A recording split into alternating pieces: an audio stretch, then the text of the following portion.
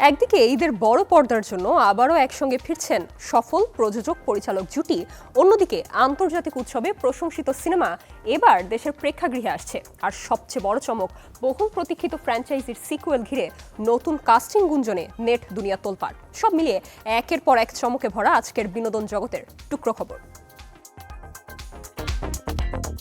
প্রিয়তমা ও রাজকুমারের সাফল্যের পর আবারও নতুন সিনেমা নিয়ে ফিরছেন প্রযোজক আরশাদ আদনান ও পরিচালক হিমেল আশরাফ।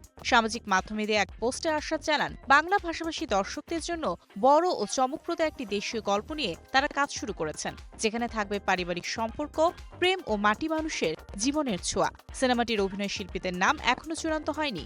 জানা গেছে 2027 সালের কোনো এক ঈদে মুক্তির পরিকল্পনা রয়েছে। ফলে দর্শক মহলে আলোচনা শুরু হয়েছে, সফল প্রিয়তমা ও রাজকুমার জুটির সঙ্গে আবারও কি যুক্ত হবেন শাকিব খান। আন্তর্জাতিক চলচ্চিত্র উৎসবে একাধিক স্বীকৃতি পাওয়ার পর এবার দেশের প্রেক্ষাগৃহে মুক্তি পাচ্ছে মোহাম্মদ নুরুজ্জামানের চলচ্চিত্র মাস্তুল। মুক্তির এক মাস আগে প্রকাশ করা হলো প্রথম অফিসিয়াল পোস্টার। আগামী 17 জুলাই বড় পর্দায় আসছে সিনেমাটি। নদী বন্দর ও ভাসমান মানুষের জীবনকে কেন্দ্র করে নির্মিত মাস্তুল ইতিমধ্যে 47তম মস্কো আন্তর্জাতিক চলচ্চিত্র উৎসবে স্পেশাল মেনশন ও 18তম চেবকসারি আন্তর্জাতিক চলচ্চিত্র উৎসবে বেস্ট আর্টিস্টিক কন্ট্রিবিউশন পুরস্কার অর্জন করেছে। অভিনয় করেছেন ফজলুর রহমান বাবু, দীপক সুমন সহ আরও অনেকে। মুক্তির পর দর্শকদের ইতিবাচক সাড়া পাওয়ায় রাজনৈতিক স্যাটায়ারধর্মী চলচ্চিত্র দ্য ইউনিভার্সিটি অব চাঙ্খারপুলের প্রদর্শনীর সংখ্যা ও সময়সূচিতে পরিবর্তন আনা হয়েছে। বিশ্ববিদ্যালয়ের জীবন, ছাত্র রাজনীতি ও সমসাময়িক বাস্তবতার সাহসী উপস্থাপনার কারণে সিনেমাটি তরুণ দর্শকদের মধ্যে আলোচনার জন্ম দিয়েছে। রাজধানীর স্টার সিনেপ্লেক্সে বসুন্ধরা সিটি শাখায় বুধবার থেকে প্রতিদিন সকাল 11টা ও সন্ধ্যা 7:15 প্রদর্শিত হবে আকাশ হক নির্মিত সিনেমাটি। ইতোমধ্যে ঢাকা আন্তর্জাতিক চলচ্চিত্র উৎসবে পিপলিসকে অ্যাওয়ার্ড ও আমার ভাষার চলচ্চিত্র উৎসবে হিরালাল সেন পদক ও সেরা চিত্রনাট্য পুরস্কার অর্জন করেছে দ্য ইউনিভার্সিটি অব চাঙ্খারপুল।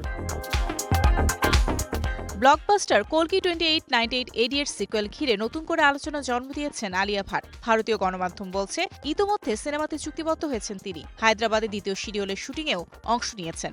ধারণা করা হয়েছিল দীপিকা পাডুকোনের জনপ্রিয় সুমতি চরিত্রে দেখা যাবে আলিয়াকে। তবে সংশ্লিষ্ট সূত্র বলছে, তিনি কল্কি ইউনিভার্সে একেবারেই নতুন ও গুরুত্বপূর্ণ চরিত্রে যুক্ত হচ্ছেন। অন্যদিকে সুমতি চরিত্রে নির্মাতাদের পছন্দের তালিকায় রয়েছেন সাই পল্লবী। পরিচালক নাগ অশ্বিনের এই মেগা প্রজেক্টে প্রভাসের সঙ্গে আলিয়ার প্রথম কাজ হতে যাচ্ছে। 2027 সালের ডিসেম্বরে মুক্তি পাবে বহুল প্রতীক্ষিত কল্কি 2।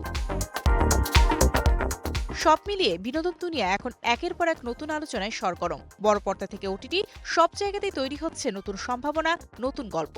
দর্শক কৌতূহল আর অপেক্ষা বাড়িয়ে দিচ্ছে প্রতিটি আপডেট। আরও নতুন খবর নিয়ে আমরা থাকবো আগামী পর্বে।